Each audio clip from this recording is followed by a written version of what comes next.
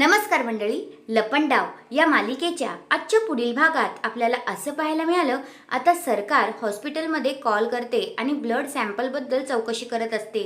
तर तिला तिकडून असं काही ऐकायला येतं की ती खूपच शॉक होते आणि इकडे आता प्रत्येक गोष्टीची ती चौकशी करत असते.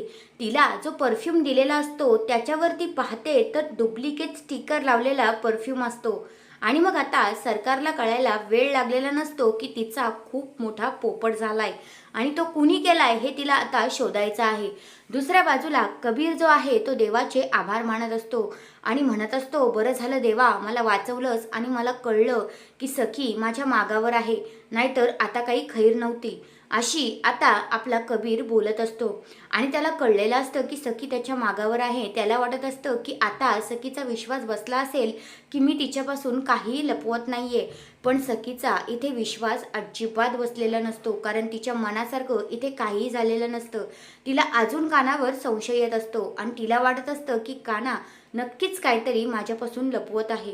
आणि कानाने ठरवलेलं असतं की तेजस्विनीचं सत्य सखीला एवढ्यात नाही सांगायचं. पण सखी म्हणत असते, काना तू जो हा लपंडाव खेळत आहेस ना, तो खूप मोठा गैरसमज होणार आहे याच्यानी आणि वाट लागणार आहे.